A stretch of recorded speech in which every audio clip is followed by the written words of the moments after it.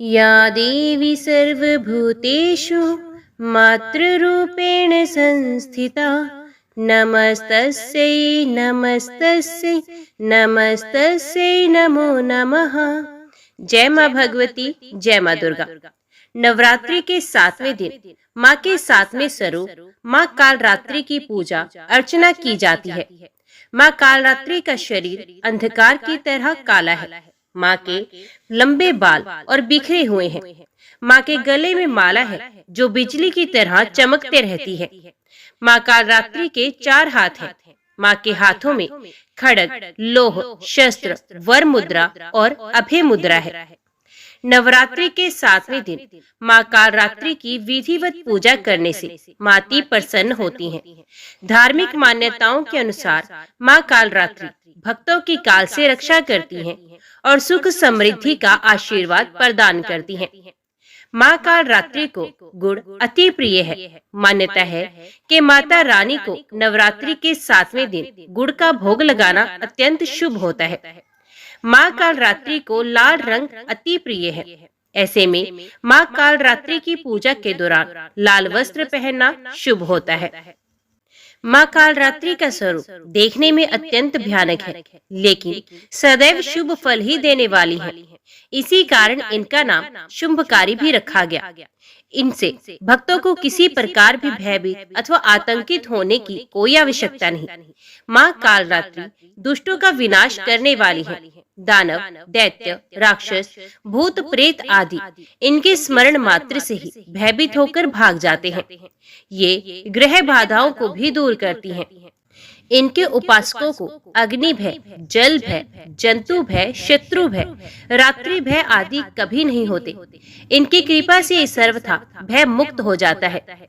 माँ कालरात्रि के स्वरूप विग्रह को अपने हृदय में अवस्थित करके मनुष्य को एक निष्ठ भाव से उपासना करनी चाहिए। यम नियम संयम का उसे पूर्ण पालन करना चाहिए।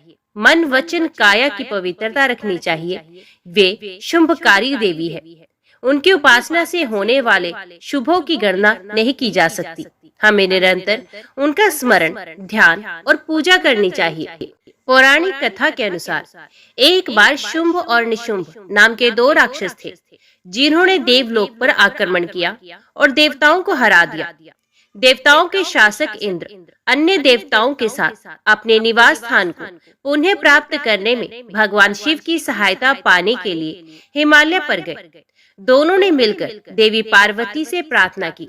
स्नान करते समय पार्वती ने उनकी प्रार्थना सुनी, इसलिए उन्होंने राक्षसों को पराजित करके देवताओं की सहायता करने के लिए एक और देवी चंडी अंबिका को बना दिया। चंड और मुंड शुंभ निशुंभ द्वारा भेजे गए 2 राक्षस सेनापति थे। जब वे उससे युद्ध करने आए तो देवी चंडी ने एक अंधेरी देवी काली का निर्माण किया। काली कालरात्रि के उन्हें मार डाला, जिससे उन्हें चामुंडा नाम मिला। तभी रक्तबीज नाम का एक राक्षस आया। रक्तबीज को वरदान था कि यदि उसके खून की एक भी बूंद जमीन पर गिरेगी तो उसी के समान एक और राक्षस तैयार हो जाएगा। जब कालरात्रि ने उन पर हमला किया तो उनके बिखरे खून ने उनके कई राक्षसों को जन्म दे दिया। ऐसे में उन्हें हराना असंभव हो गया। इसलिए युद्ध करते समय कालरात्रि ने इस पर क्रोधित होकर रक्त को गिरने से रोकने के लिए उसका खून पी लिया। अंततः रक्तबीज को मार डाला और देवी चंडी को उसके सेनापति शुंभ और निशुंभ को मारने में मदद की। वे इतनी उग्र और विध्वंसक हो गई कि जो भी उसके सामने आता उसे मार डालने की बात कहती। सभी देवताओं ने उन्हें रोकने के लिए भगवान शिव से प्रार्थना की। इसलिए शिव ने उन्हें रोकने के लिए उनके पैर के नीचे आने का फैसला किया। जब वे सभी को मारने में लगी हुई थी तो भगवान शिव उनके पैर के नीचे प्रकट हुए।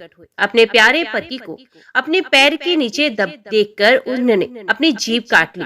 उनकी मूर्तियां और तस्वीरों में यही रूप होता है और उन्हें भगवान शिव को खड़े होने में मदद की और अपराध बोध में वे लड़ाई के बारे में में भूल गई और इसलिए भगवान शिव ने उन्हें शांत किया। एक अन्य किंवदंती कहती है कि देवी चामुंडा कालरात्रि की निर्माता थी। एक शक्तिशाली गधे पर सवार होकर कालरात्रि ने राक्षसों चंड और मुंड का पीछा किया और उन्हें पकड़कर और कैद करने के बाद काली के पास ले आई। तब इन राक्षसों का वध देवी चामुंडा ने किया। ये कहानी चंदामरी नामक एक अन्य देवी से निकटता से संबंधित है। वे सबसे अंधेरी रात की शक्ति है। रात में पशु साम्राज्य काम से छुट्टी लेते हैं और वे सभी सो जाते हैं। जैसे जैसे वो सोते हैं उनकी थकावट दूर हो जाती है।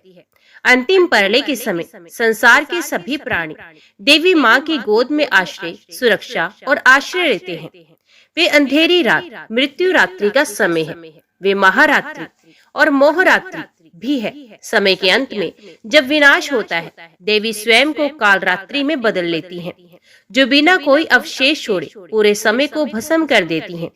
एक अन्य पौराणिक कथा के अनुसार दुर्गासुर नाम का एक राक्षस था जो दुनिया को नष्ट करना चाहता था और उसने सभी देवताओं को स्वर्ग से दूर कर दिया और चारों वेदों को छीन लिया। पार्वती को इसके बारे में पता चला तो उन्होंने कालरात्रि का निर्माण किया और उन्हें दुर्गमासुर को हमले के खिलाफ चेतावनी देने का निर्देश किया। हालांकि जब कालरात्रि एक दूत के रूप में सामने आई तो दुर्गमासुर के राक्षसों ने उन्हें पकड़ने की कोशिश की। तब कालरात्रि ने विशाल रूप धारण किया और उन्हें चेतावनी दी। इसके बाद जब दुर्गमासुर कैलाश पर आक्रमण करने आया तो पार्वती ने उससे युद्ध किया और दुर्गा नाम प्राप्त करके उसे मार डाला। देवी कालरात्रि के स्वरूप को दुष्टों के लिए विनाश के रूप में देखा जा सकता है, लेकिन वे भक्तों के लिए हमेशा अच्छे फल लाती हैं और उनके सामने आने पर डर से बचना चाहिए, क्योंकि वे ऐसे भक्तों के जीवन से चिंता के अंधेरे को दूर कर देती हैं। नवरात्रि के 7वें दिन उनकी पूजा को योगियों और साधकों द्वारा विशेष रूप से उच्च महत्व दिया जा सकता है। जय माँ भगवती, जय माँ दुर्गा। अभी हम श्रवण करते हैं नवरात्रि के 7वें दिन की कथा। व्यास जी बोले, हे महाराज, शुंभ से आदेश पाकर महाबली चंडमुंड विशाल सेना के साथ बड़े वेग से रणभूमि की ओर चल पड़े। तब देवताओं का हित करने वाली देवी को वहां युद्ध भूमि में विद्यमान देखकर वे दोनों महाप्रकर्मी दानव उनसे सामने युक्त वचन बोले, हे बाले, क्या तुम देवताओं की सेना का नाश करने वाले शुंभ तथा इंद्र पर विजय प्राप्त करने के कारण उद्भट स्वभाव वाले महाप्रकर्मी निशुंभ को नहीं जानती हो? हे सुंदरी, तुम यहाँ अकेली हो। हे दुर्बुद्धे, तुम मात्र कालिका और सिंह को साथ लेकर सभी प्रकार की सेनाओं से संपन्न शुंभ को जीतना चाहती हो। क्या कोई स्त्री या पुरुष तुम्हें सत्य परामर्श देने वाला नहीं है? देवता लोग तो तुम्हारे विनाश के लिए ही तुम्हें प्रेरित कर रहे हैं। हे सुकुमार अंगों वाले, तुम अपने तथा शत्रु के बल के विषय में सम्यक विचार करके ही कार्य करो। 18 भुजाओं के कारण तुम अपने पर व्यर्थ ही अभिमान करती हो। देवताओं को जीतने वाले तथा समर भूमि में पराक्रम दिखाने वाले शुंभ के समक्ष तुम्हारी इन बहुत सी व्यर्थ भुजाओं तथा श्रम प्रदान करने वाले आयुधों से क्या लाभ? अतः तुम ऐरावत की सूंड काट डालने वाले, हाथियों को विदीर्ण करने वाले और देवताओं को जीत लेने वाले शुंभ का मनोवांछित कार्य करो। हे कांते, तुम वृथा गर्व करती हो। हे विशालाक्षी, तुम मेरी प्रिय बात मान लो, जो तुम्हारे लिए हितकर, सुखद तथा दुखों का नाश करने वाली हो। शास्त्रों का तत्व जानने वाले विद्वान तथा बुद्धिमान पुरुषों को चाहिए कि दुख देने वाले कार्यों का दूर से ही त्याग करें और सुख प्रदान करने वाले कार्यों का सेवन करें। हे कोयल के समान मधुर बोलने वाले, तुम तो बड़ी चतुर हो।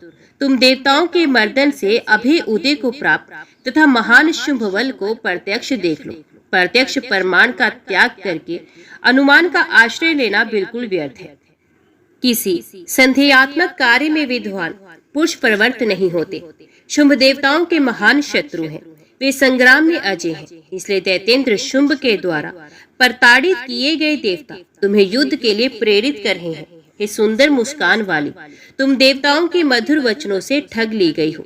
तुम्हारे प्रति देवताओं की ये शिक्षा उनका कार्य सिद्ध करने वाली तथा उन्हें दुख प्रदान करने वाली है।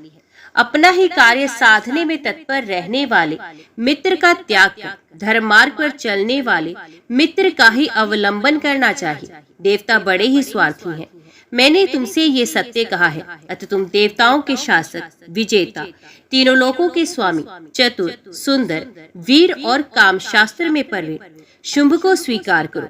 शुंभ के अधीन रहने से तुम समस्त लोकों का वैभव प्राप्त करोगी। अतएव दृढ़ निश्चय करके तुम सौंदर्य संपन्न शुंभ को अपना पति बना लो। चंड की ये बात सुनकर जगदम्बा ने मेघ के समान गंभीर ध्वनि में गर्जना की और वे बोले, धूर्त, भाग जाओ। तुम ये शलयुक्त बात व्यर्थ क्यों बोल रहे हो? विष्णु शिव आदि को छोड़कर मैं शुंभ को अपना पति किस लिए बनाऊं? ना तो मुझे किसी को पति बनाना है और ना तो पति से मेरा कोई प्रयोजन है, क्योंकि जगत के सभी प्राणियों की स्वामिनी मैं ही हूँ। इसे तुम सुन लो। मैंने हजारों हजार शुंभ तथा निशुंभ देखे हैं और पूर्व काल में मैंने सैकड़ों दैत्यों तथा दानवों का वध किया है। प्रत्येक युग में अनेक देव समुदाय मेरे सामने ही नष्ट हो चुके हैं। दैत्यों के समूह अब फिर विनाश को प्राप्त होंगे। दैत्यों का विनाशकारी समय अब आ ही गया है। अतएव तुम अपनी संतति की रक्षा के लिए व्यर्थ प्रयत्न कर रहे हो। हे महामते, तुम वीर धर्म की रक्षा के लिए मेरे साथ युद्ध करो। मृत्यु तो अवश्य भी है, इसे टाला नहीं जा सकता। अतः महात्मा लोगों को यश की रक्षा करनी चाहिए। दुराचारी शुंभ तथा निशुंभ से तुम्हारा क्या प्रयोजन सिद्ध हो सकता है? अतः अब तुम श्रेष्ठ वीर धर्म का आश्रय लेकर देवलोक स्वर्ग चले जाओ। अब शुंभ निशुंभ तथा तुम्हारे जो अन्य बंधु बांधव हैं, वे सब भी बाद में तुम्हारा अनुसरण करते हुए वहां पहुंच जाएंगे। मैं अब क्रमश सभी दैत्यों का संहार कर डालूंगी। अब विषाद त्यागो और मेरे साथ युद्ध करो।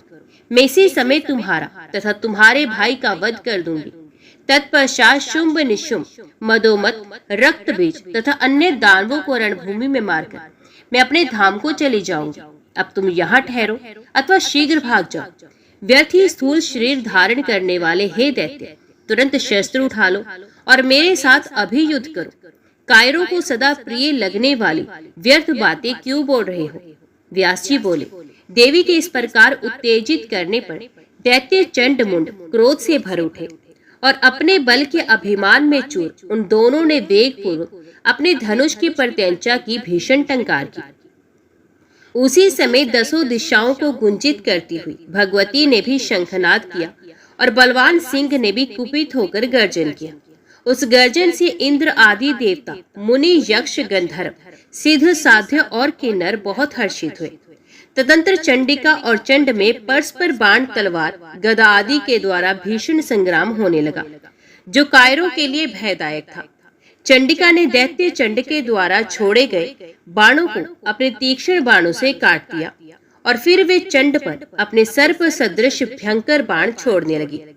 उस समय संग्राम में आकाश मंडल बाणों से उसी प्रकार आच्छादित हो गया जैसे वर्षा ऋतु के अंत में किसानों को भय प्रदान करने वाली टिड्डियों से आकाश छा जाता है। उसी समय अतीव भयंकर मुंड भी सैनिकों के साथ बड़ी तेजी से रणभूमि में आ पहुंचा और क्रोधित होकर बाणों की वर्षा करने लगा। तब मुंड के द्वारा प्रक्षिप्त महान बाण समूह को देखकर अंबिका बहुत कुपित हुई। क्रोध के कारण उनका मुख मेघ के समान काला, आंखें काले पुष्प के समान लाल और भौहें टेढ़ी हो गई। उसी समय देवी के ललाट पटल पर सहसा भगवती काली प्रकट हुई। अत्यंत क्रूर वे काली व्याघ्र चर्म पहने थी और गज चर्म के उत्तरीय वस्त्रों से सुशोभित थी। उन भयानक काली ने गले में मुंडमाला धारण कर रखी थी और उनका उदर सूखी बावली के समान प्रतीत हो रहा था। अत्यंत भीषण तथा भय प्रदान करने वाली वे भगवती काली हाथ में खड्ग, पाश तथा खटवांग धारण किए हुई थी। रौद्र रूप वाली वे काली साक्षात दूसरी काल रात्रि के समान प्रतीत हो रही थी। विशाल मुख और तथा विस्तृत जघन प्रदेश वाली ये भगवती काली बार बार जीवा लप लपाती हुई बड़े वेग से असुर सैनिकों का संहार करने लगी। वे कुपित होकर बड़े बड़े दैत्य वीरों को हाथ में पकड़कर अपने मुख में डाल लेती थी और धीरे धीरे उन्हें दांतों से पीस डालती थी। घंटा तथा आरोहियों समेत हाथियों को अपने हाथ में पकड़कर वे देवी उन्हें मुख में डाल लेती थी, उन्हें चबा चबा कर अट्टहास करने लगती थी। उसी प्रकार घोड़ों, ऊंटों और सारथियों सहित रथों को अपने मुख में डालकर दांतों से अत्यंत भयानक रूप से चबाने लगती थी। अपनी सेना को मारे जाते देखकर महान असुर चंडमुंड ने निरंतर बाण वृष्टि के द्वारा भगवती को आच्छादित कर दिया। चंड ने सूर्य के समान तेजस्वी तथा भगवान विष्णु के सुदर्शन चक्र के तुल्य प्रभाव वाला चक्र बड़े वेग से देवी पर चला दिया और वे बार बार गरजने लगा। उसे गर्जन करते देखकर काली ने अपने एक ही बाण से उसके सूर्य तुल्य तेजस्वी तथा सुदर्शन चक्र सदृश प्रभा वाले चक्र को काट डाला। तत्पश्चात भगवती चंडिका ने पत्थर की सान पर चढ़ाए हुए अपने तीक्ष्ण बाणों से उस चंड पर प्रहार किया। देवी के बाणों से अत्यधिक घायल होकर वे मूर्छित हो गया और पृथ्वी पर गिर पड़ा। उस समय अपने भाई को पृथ्वी पर गिरा हुआ देखकर मुंड दुख से व्याकुल हो उठा और कुपित होकर कालिका के ऊपर बाणों की वर्षा करने लगा। भगवती चंडिका ने मुंड के द्वारा की गई अत्यंत भीषण बाण वर्षा को अपने द्वारा छोड़े गए ईश शास्त्रों से बलपूर्वक तिल तिल करके क्षण भर में ही नष्ट कर डाला। तत्पश्चात चंडिका ने एक अर्ध चंद्रकार बाण से मुंड पर पुनः प्रहार किया, जिससे वे महाशक्तिशाली दैत्य मदहीन होकर पृथ्वी पर गिर पड़ा। ये देखकर उस समय दानवों की सेना में महान हाहाकार मच गया। आकाश में विद्यमान सभी देवताओं की व्यथा दूर हो गई और वे हर्ष से भर उठे। इसके बाद कुछ देर में मूर्छा दूर होने पर चंड ने एक विशाल गदा लेकर बड़े वेग से कालिका की दाहिनी भुजा पर प्रहार किया।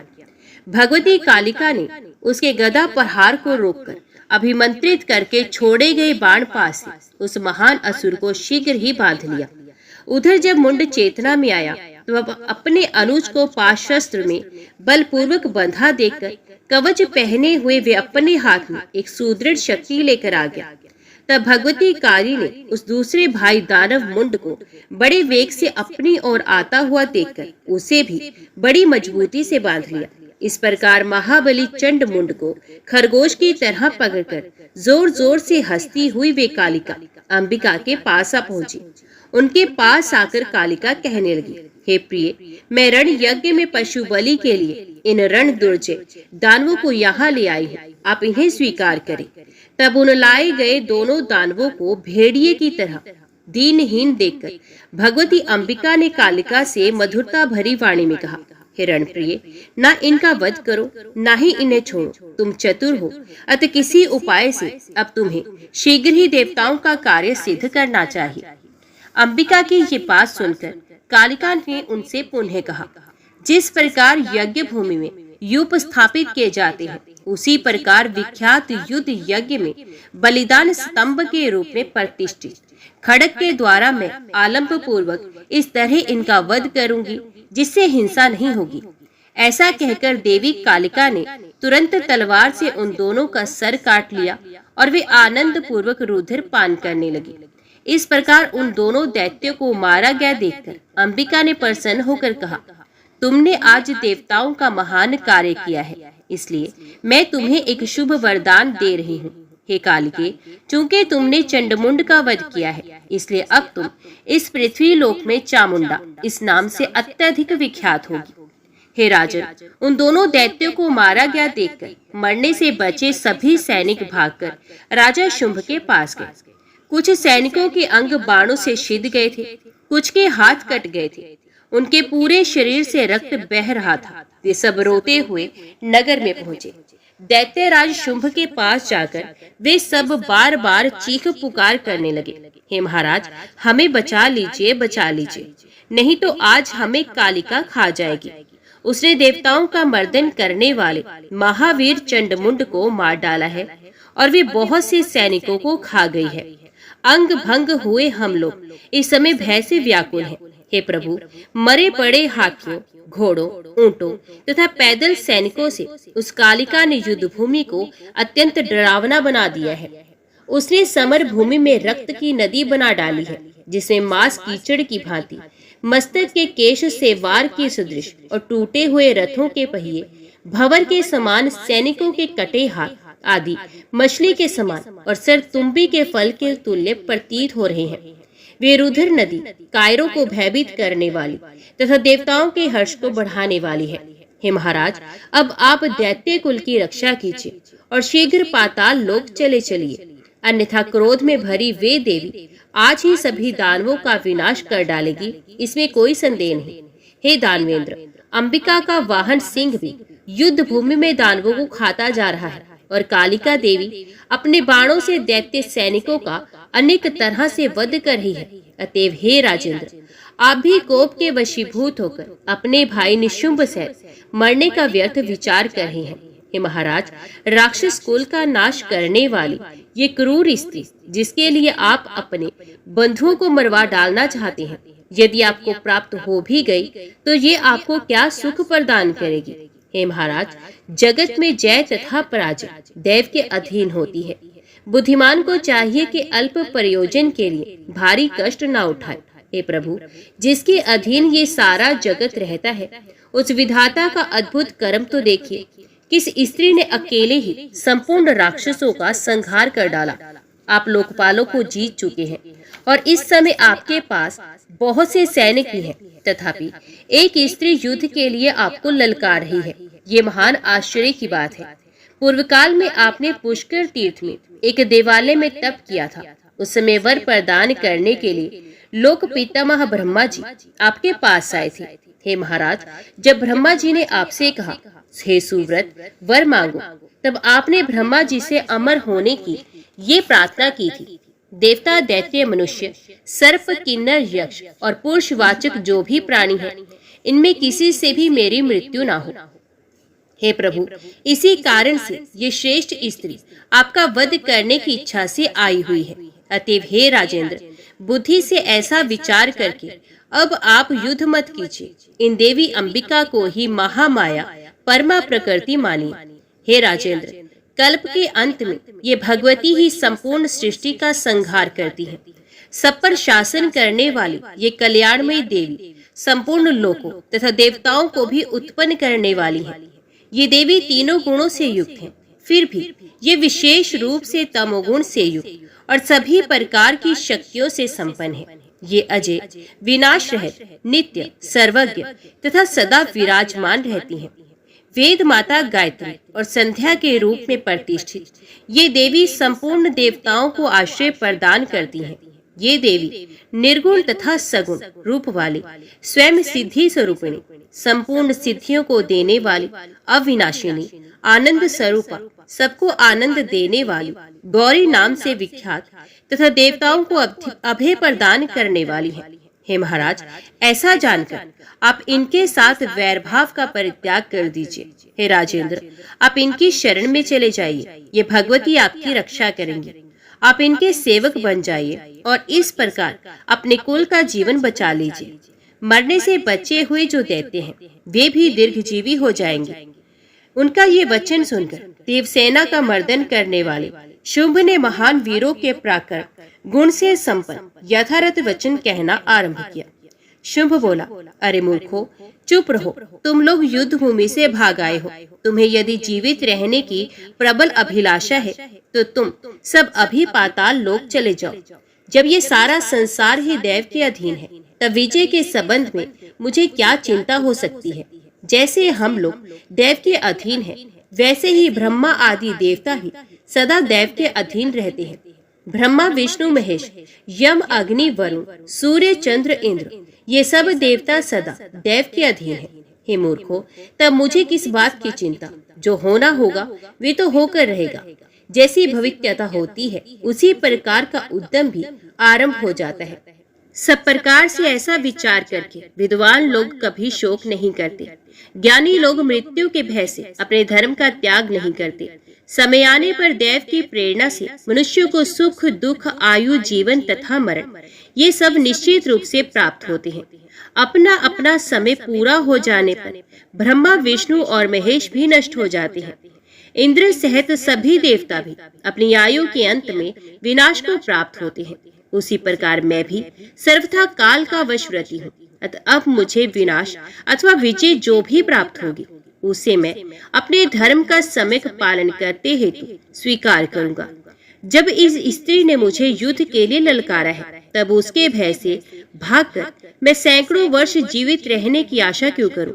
मैं आज ही उसके साथ युद्ध करूंगा, फिर जो होना होगा वो होकर रहेगा। युद्ध में विजय अथवा मृत्यु जो भी प्राप्त होगी उसे मैं स्वीकार करूंगा। दैव मिथ्या है, ऐसा उद्यमवादी विद्वान कहते हैं। इस प्रकार जो शास्त्र को जानते हैं, उन उद्यमवादी विद्वानों की बात युक्ति युक्त भी है। बिना उद्यम किए मनोरथ कभी सिद्ध नहीं होते। केवल कायर लोग ही कहते हैं कि जो होना होगा वे होकर रहेगा। अदृष्ट प्रारब्ध बलवान होता है, ऐसी बात मूर्ख कहते हैं, ना कि पंडित जन। प्रारब्ध की सत्ता है, इसमें क्या प्रमाण हो सकता है? क्योंकि जो स्वयं अदृष्ट है, ये भला कैसे दिखाई पड़ सकता है? अदृष्ट को कभी किसी ने नहीं देखा ही क्या? ये तो मूर्खों के लिए विभिक्षिका मात्र है, इसका कोई आधार नहीं। केवल कष्ट की स्थिति में मन को ढांढस देने के लिए ये सहारा मात्र अवश्य बन जाता है। आटा पीसने वाली कोई स्त्री चक्की के पास चुपचाप बैठी रहे तो बिना उद्यम किए किसी प्रकार भी आटा तैयार नहीं हो सकता। उद्यम करने पर ही हर प्रकार से कार्य सिद्ध होता है। जब कभी उद्यम करने में कमी रह जाती है, तब कार्य किसी तरह सिद्ध नहीं हो पाता है। देश काल अपना बल तथा शत्रु का बल, इन सबकी पूरी जानकारी करके किया गया कार्य निश्चय ही सिद्ध होता है। ये आचार्य बृहस्पति का वचन है। ऐसा निश्चय करके दैत्यराज शुंभ ने महान असुर रक्तबीज को विशाल सेना के साथ समरभूमि में जाने की आज्ञा दी।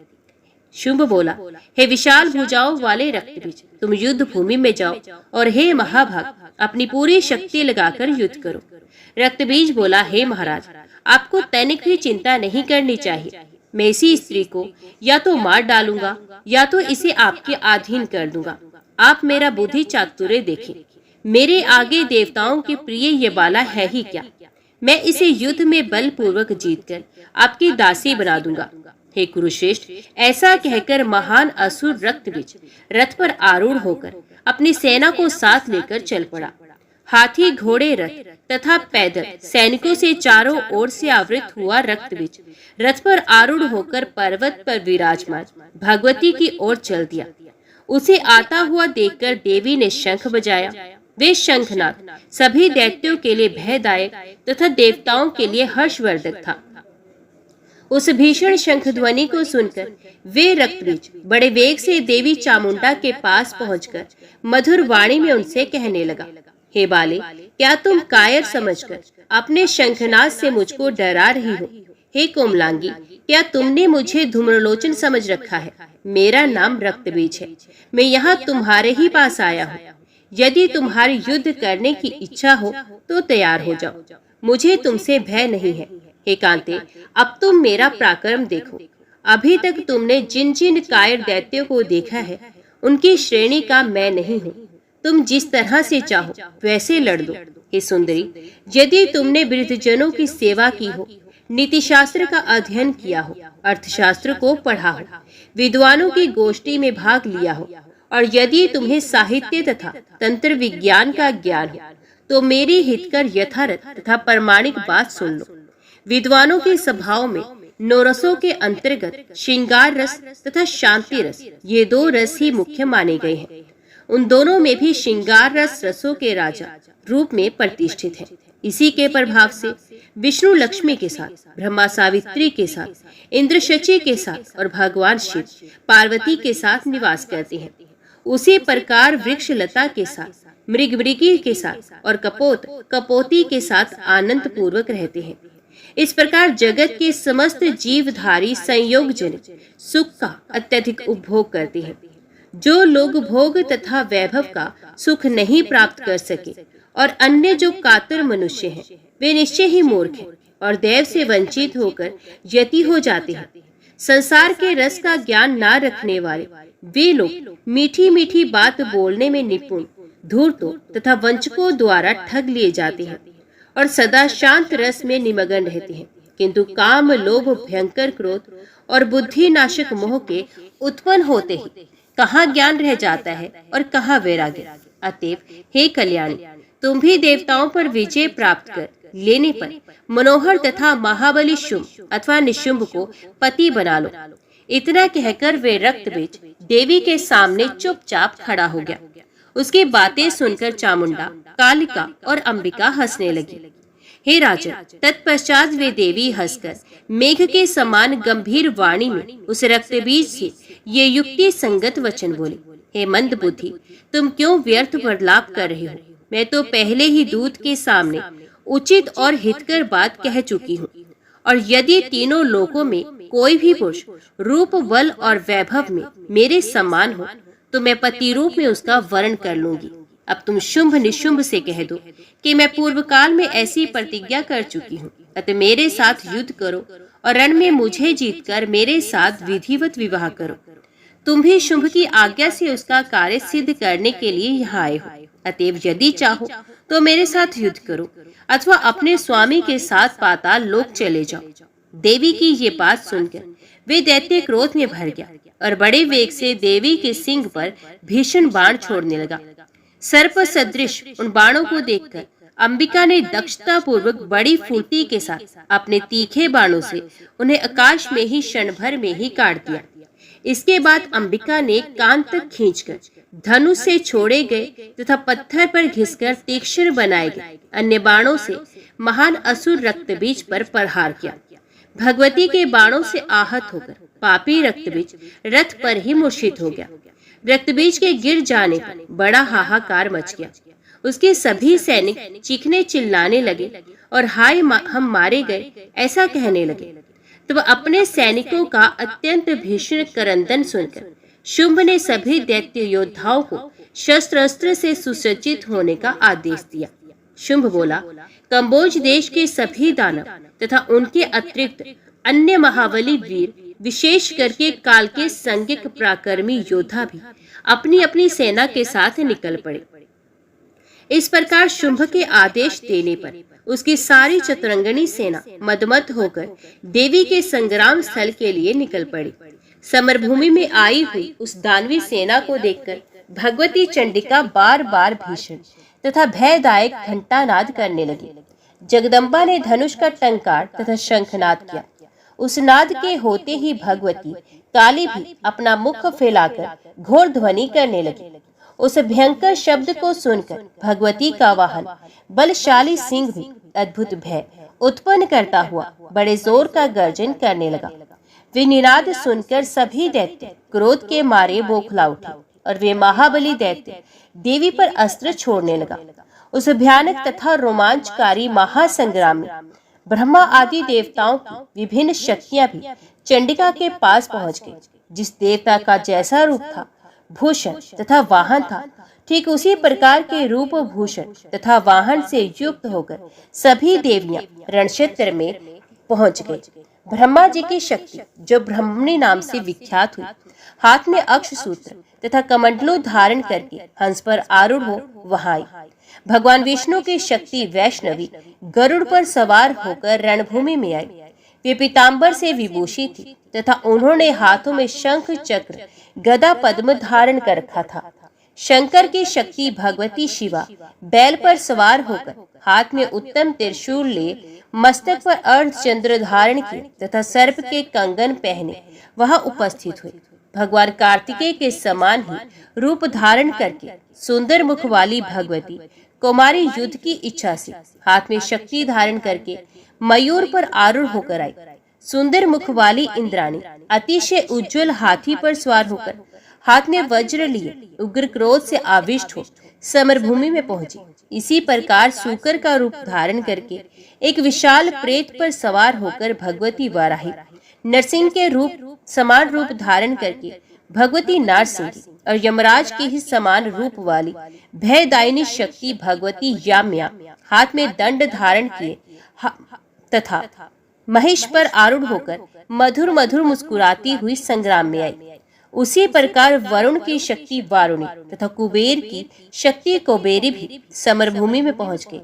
इसी तरह अन्य देवताओं की शक्तियां भी उन्हीं देवों का रूप धारण कर अपनी अपनी सेनाओं के साथ रणभूमि में उपस्थित हुई। उन शक्तियों को वहां उपस्थित देखकर भगवती अंबिका बहुत खुश हुई। इससे देवता निश्चिंत तथा प्रसन्न हो गए और दैत्य भयभीत हो गए।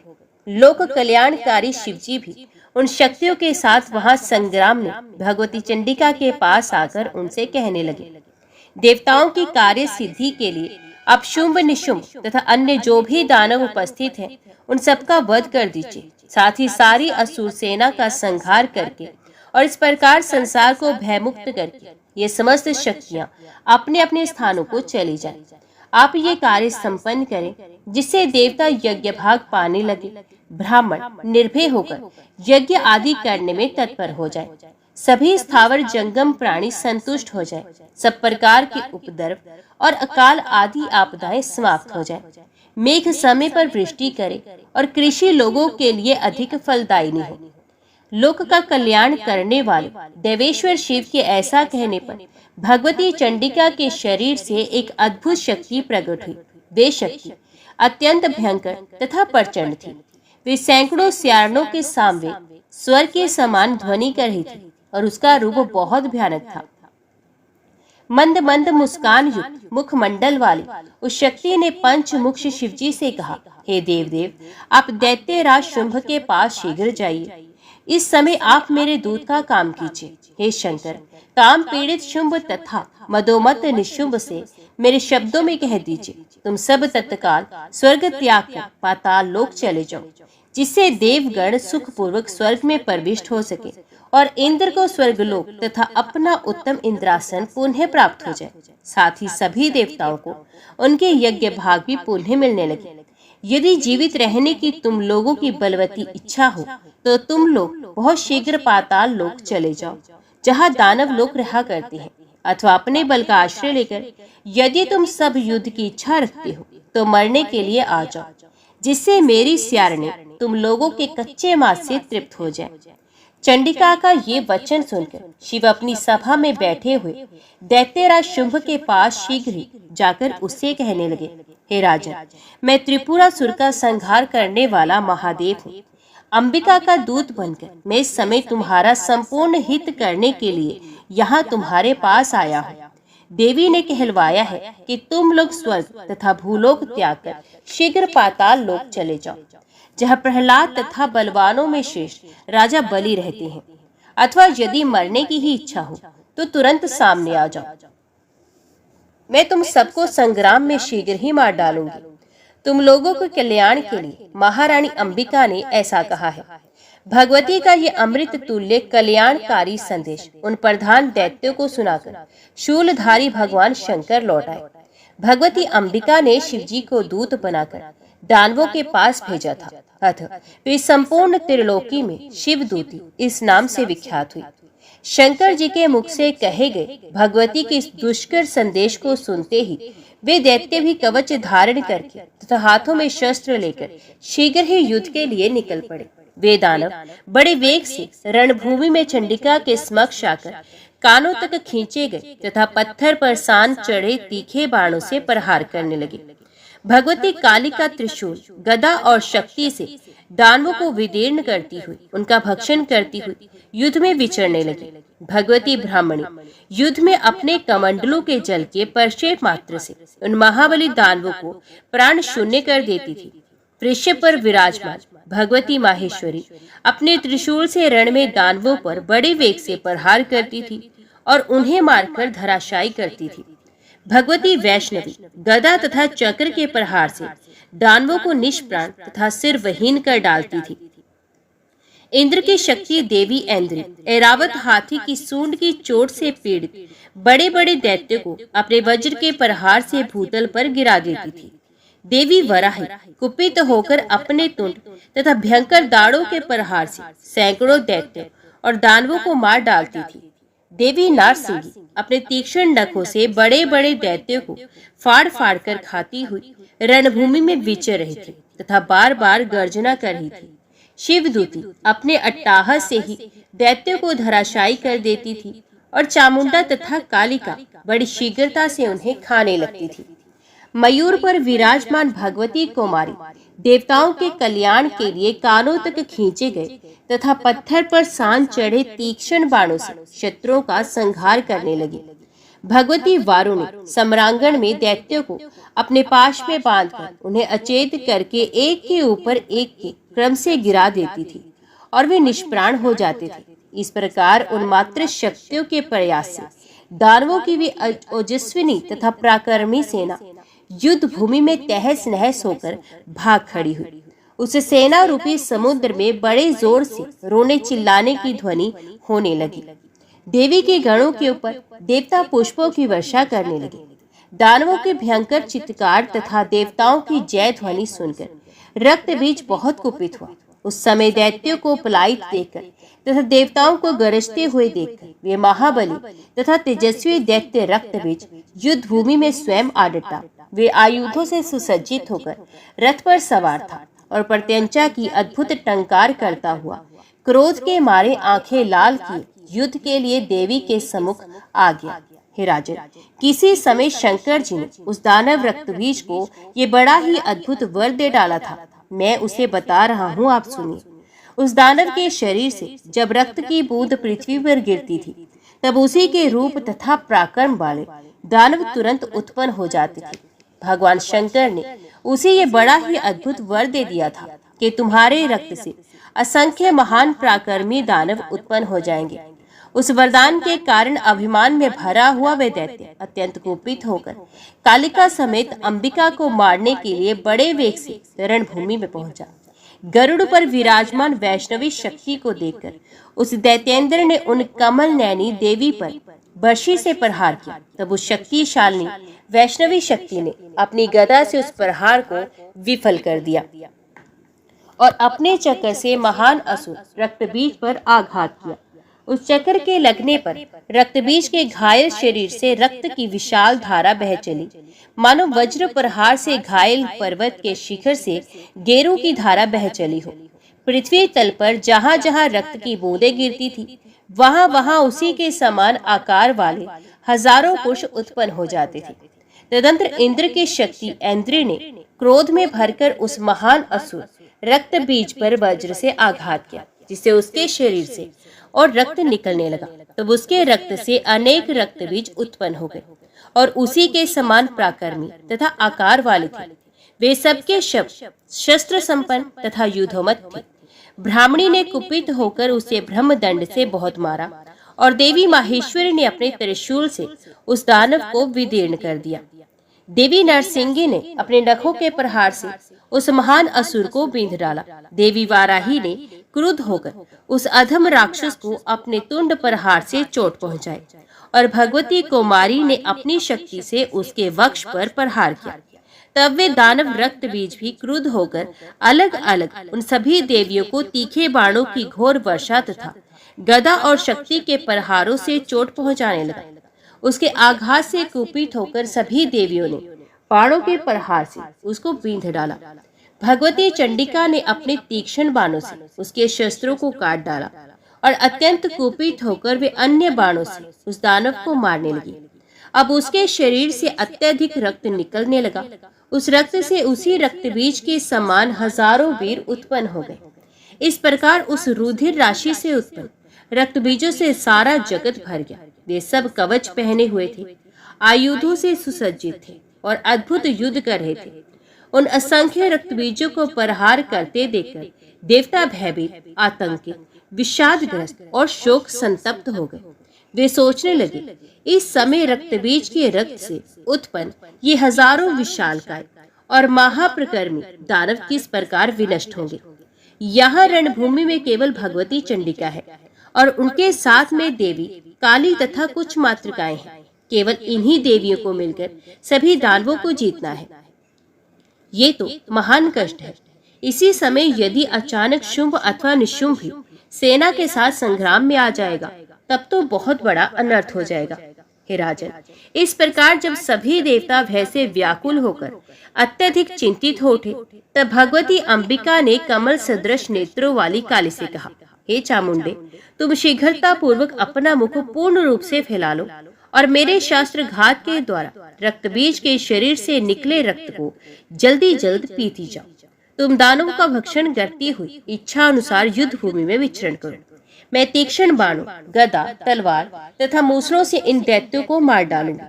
हे विशाल नैनों वाली, तुम इस प्रकार से इस दैत्य का रुधिर का पान करो, जिससे कि अब एक भी बूंद रक्त भूमि पर ना गिरने पाए। तब इस ढंग से भक्षण किए जाने पर दूसरे दानव उत्पन्न नहीं हो सकेंगे। इस प्रकार इन दैत्यों का नाश अवश्य हो जाएगा। इसके अतिरिक्त दूसरा कोई उपाय नहीं है। जब मैं इस दैत्य को मारूं, तब तुम शत्रु संहार रूपी इस कार्य में प्रतिशीन होकर सारा रक्त पीती हुई शीघ्रता पूर्वक इसका भक्षण कर जाना। इस प्रकार दैत्य वध करके स्वर्ग का सारा राज्य इंद्र को देकर हम सब आनंद पूर्वक यहाँ से चली जाएंगे। भगवती अंबिका के ऐसा कहने पर प्रचंड पराक्रम वाली देवी चामुंडा रक्तबीज के शरीर से निकले हुए समस्त रुधिर को पीने लगी। जगदम्बा खड़ग तथा मूसल से उस दैत्य को मारने लगी और कुरशोदरी चामुंडा उसके शरीर के कटे हुए अंगों का भक्षण करने लगी। अब वे रक्तबीज भी कुपित होकर गदा के प्रहारों से चामुंडा को घायल करने लगा। फिर भी वे शीघ्रता पूर्वक उसका रुधिर पीती रही और उसका भक्षण करती रही। उस दैत्य के रुधिर से उत्पन्न हुए अन्य जो भी महाबली और क्रूर रक्तबीज थे, उन्हें भी चामुंडा ने मार डाला। वे देवी उनका भी रक्त पी गई और उन सबको खा गई। इस प्रकार भगवती ने जब सभी कृत्रिम रक्तबीजों का भक्षण कर लिया, तब जो वास्तविक रक्तबीज था उसे भी मारकर उन्होंने खड़ग से उसके अनेक टुकड़े करके भूमि पर गिरा दिया। जय मां भगवती, जय मां दुर्गा।